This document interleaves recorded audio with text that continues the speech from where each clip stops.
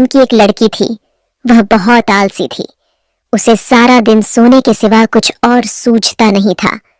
वह सारा दिन बेड पर सोई रहती थी। उसकी आदत से उसके माता पिता बहुत ज्यादा परेशान हो गए थे।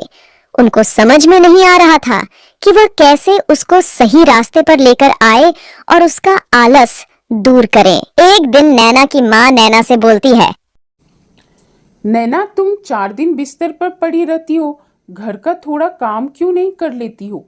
मेरी मदद हो जाएगी। मैं भी सारा दिन काम करके थक जाती हूँ।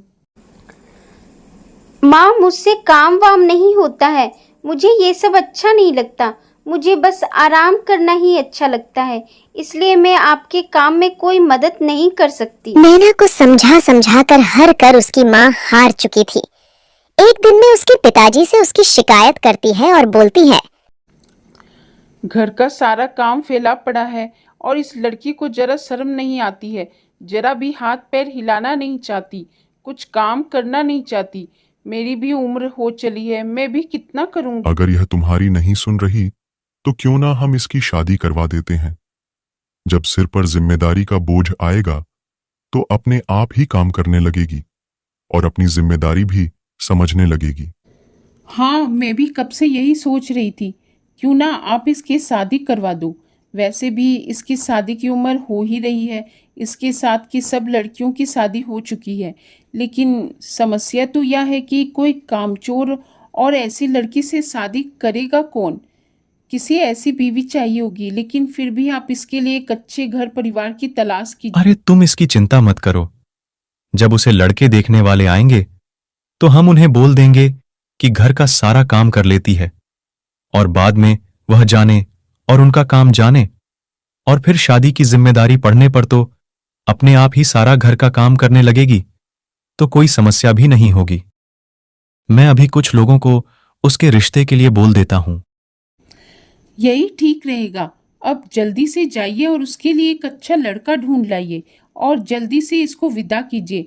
मैं इसको और सहन नहीं कर सकती। जब सर पर जिम्मेदारी पड़ेगी तभी इसकी अकल ठिकाने आएगी। उधर नैना अपने कमरे में बैठे बैठे सब सुन रही थी और वह मन ही मन बहुत खुश हो रही थी। अरे वाह, या तो बहुत ही अच्छी बात है। अब मेरी शादी किसी अच्छे घर में हो जाएगी तो मुझे कोई काम भी नहीं करना पड़ेगा। सारा दिन घर में नौकर चाकर का हुक्म दूंगी और खुद बैठकर आराम करूंगी। कोई मुझे बार बार काम के लिए बोलेगा भी नहीं। लाइफ एकदम सेट हो जाएगी। थोड़े ही दिनों में नैना के लिए एक अच्छा घर का रिश्ता मिल जाता है और उसके माँ बाप उसकी धूमधाम से शादी कर देते हैं। नैना भी खुशी खुशी शादी कर लेती है। अब तो मेरी ऐसे अब तो सारा दिन आराम करूंगी। जिंदगी मजे से बीतेगी, कोई रोक टोक भी नहीं होगी। मजे से आराम करूंगी और ऐश करूंगी। नैना को लगा था कि उसकी अमीर घर में शादी हो रही है, मगर उसका पति तो नेवी में था और उसका नाम सौरभ था। लेकिन कुछ काम की वजह से उसको अपनी नेवी की नौकरी छोड़नी पड़ती है और घर वापस लौट के आना पड़ता है। सौरभ ने नेवी की नौकरी बेशक छोड़ दी थी, लेकिन उसकी नेवी वाली आदतें बिल्कुल भी नहीं बदली थीं। एक दिन तो उसने नैना को बिस्तर पर सोते हुए देखा तो वह गुस्से में लाल पीला हो गया और नैना को उठाते हुए बोला, अरे ये क्या नैना, तुम इस टाइम कैसे सो सकती हो? दोपहर का टाइम सोने के लिए नहीं होता है, सोने के लिए तो रात होती है। उठो, कुछ काम करो। इस टाइम सोना अच्छी बात नहीं होती। अरे क्या दोपहर तक सोने के लिए ही होती है? और मैं सोऊं नहीं तो क्या करूं? अरे पागल औरत, तुम्हें इतना भी नहीं पता कि दिन काम करने के लिए होता है और सोने के लिए रात होती है। जाओ और कुछ काम करो। लेकिन क्या काम करूं? सारा काम तो हो गया है और कोई काम नहीं बचा है। अरे बड़ी नींद आ रही है, चलो हम दोनों मिलकर सो जाते हैं। नहीं, बिल्कुल नहीं। ना मैं सोऊंगा और मैं तुम्हें सोने दूंगा। चलो उठो मेरे साथ, तुम्हें मैं काम बताता हूं। कितना काम पड़ा है घर में। उठो और घर की खिड़कियां साफ करो। देखो कितनी गंदी हो गई है। सूरज जल्दी से डस्टिंग कपड़ा लेकर आता है और नैना को सफाई करने के लिए दे देता है और नैना बेमन से काम करना शुरू कर देती है। नैना सौरभ से कुछ नहीं कह पाती, मगर मन ही मन बड़बड़ाना शुरू कर देती है। कितना पागल आदमी है। अच्छा खासा मैं सो रही थी, मुझे उठा दिया और क्या बकवास काम करवा रहा है। या भी कोई काम होता है खिड़की दरवाजे कौन देखता है? खाओ पूरे सो, जिंदगी में जबरदस्त इतनी परेशानी लेकर क्यों आना? वाह वाह नैना, अब अच्छा लग रहा है ना? खिड़कियां कितनी साफ हो गई हैं, इतनी अच्छी लग रही है। शाबाश। चलो अब मैं तुम्हें दूसरा काम बताता हूं। क्या दूसरा काम? अभी तो एक काम खत्म हुआ है, तो जल्दी दूसरा काम करने की क्या जरूरत है?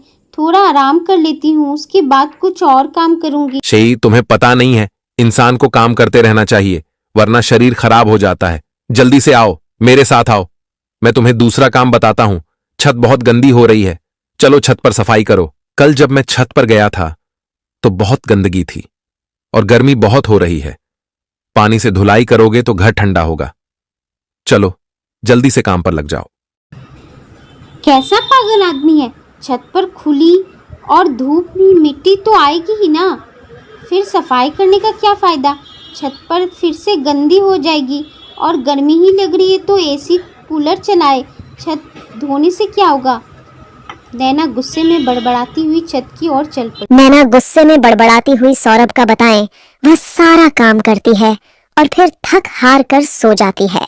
अगले दिन सुबह 4 बजे सौरभ नैना को उठा देता है और बोलता है, नैना उठो नैना, सुबह के 4 बज गए हैं और तुम अब तक सोई हुई हो। चलो हम दोनों सुबह की सैर पर चलते हैं। इस टाइम सैर करना सेहत के लिए बहुत ही अच्छा होता है।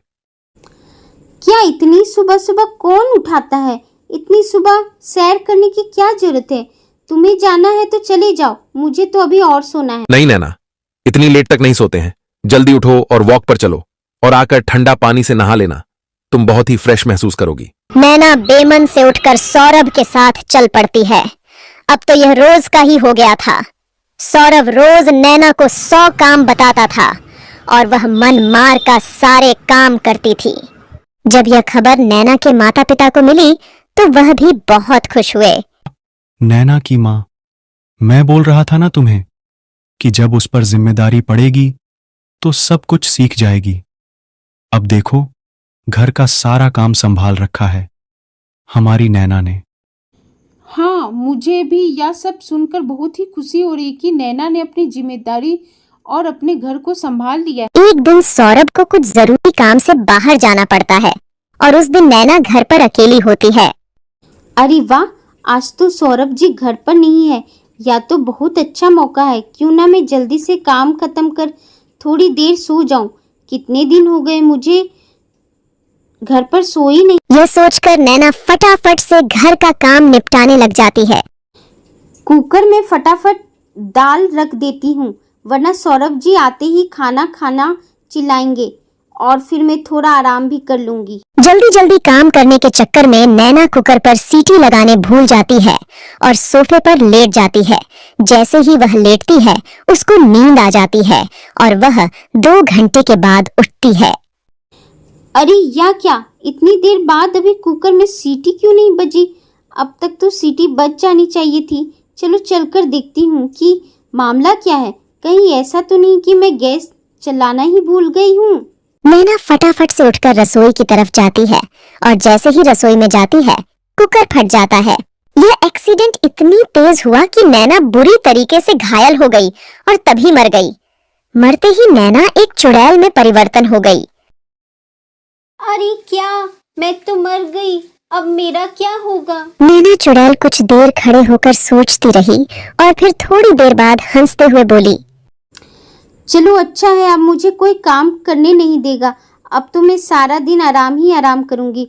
अब काम वाली जिंदगी से मेरा छुटकारा मिल गया। अब मैं चैन की सांस लूंगी। यह सोच सोच कर नैना खुश हो ही रही थी कि तभी उसका पति सौरभ वहां आ जाता है।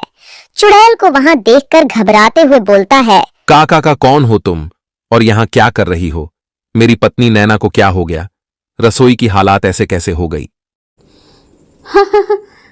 मैं ही नैना हूँ और यह मेरी लाश है। चुड़ैल सौरभ को मरने की वजह बताने से पहले थोड़ा घबराती है, फिर थोड़ी हिम्मत जुटाकर हंसते हुए बोलती है, मैं जल्दी से सोना चाहती थी, इसलिए कुकर में दाल रखकर फटाफट से सोफे पर लेट गई और कुकर में सीटी लगाना भूल गई। ज्यादा देर सोने के बाद जब मैं किचन आई तो कुकर फट गया और मेरी ये हालत। क्या तुम इतनी लापरवाह कैसे हो सकती हो नैना?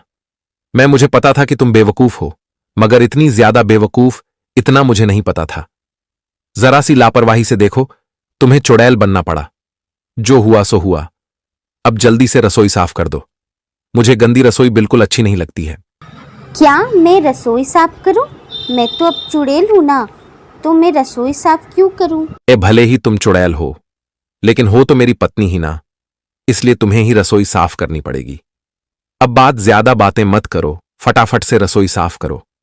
मुझे गंदगी बिल्कुल अच्छी नहीं लगती है, और भी बहुत सारे काम और भी है जो तुम्हें करने हैं।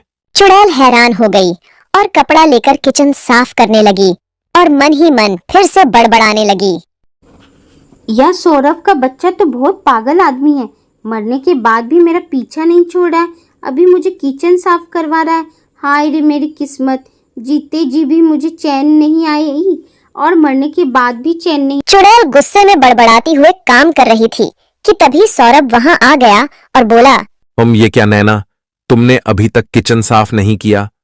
और भी तो कितना सारा काम बचा हुआ है, वो कब करोगी? तुम्हें जरा भी शर्म नहीं आती? मैं तो कब का यह काम कर लेता। तुम जीते जी भी एक कामचोर थी और अभी मरने के बाद भी कामचोर चुड़ैल ही हो। सौरभ की बात सुनकर चुड़ैल ने अपना आपा खो दिया और उसे अपनी शक्तियों का एहसास भी हो गया था। इसलिए उसने सौरभ को ऊपर उठा लिया और बोली, बंद करो अपनी बकवास। मरने के बाद भी मुझे जरा सा दुख नहीं हुआ। मैं तो बहुत खुश होती, तेरे जैसे पागल आदमी से मेरा पीछा छूट गया। मगर तू तो मरने के बाद भी चैन नहीं लेने दे रहा है। जीते जी तो मुझे चैन नहीं दिया, अब मरने के बाद भी मुझे चैन की सांस लेने नहीं दे रहे हो। अगर ज़्यादा बकवास करी तो मैं तुमको 10वां माला से हम नीचे फेंक दूंगी।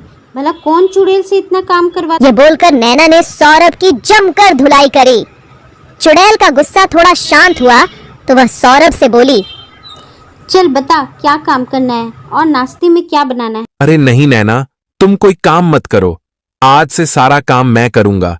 तुम बस आराम करो, तुम्हें कुछ भी करने की जरूरत नहीं है। बस मुझे माफ करो, शांति रखो। लगता है मेरी मार ने सही असर किया है। जाओ जाकर की सफाई करो और मेरे लिए अच्छा नाश्ता बनाकर लेकर आओ, बहुत भूख लग रही है मुझे। अब तो सौरभ भागते भागते सारे घर का काम करने लगा और चुड़ैल सिर्फ आराम से बैठकर सौरभ पर हुक्म चलाती थी। तो दोस्तों, स्कैरी टून की कहानी आपको कैसे लगी, आपको ये कमेंट बॉक्स में बताना है। अच्छी लगती है तो लाइक और सब्सक्राइब भी कर दिया करो, इसके पैसे नहीं लगते हैं।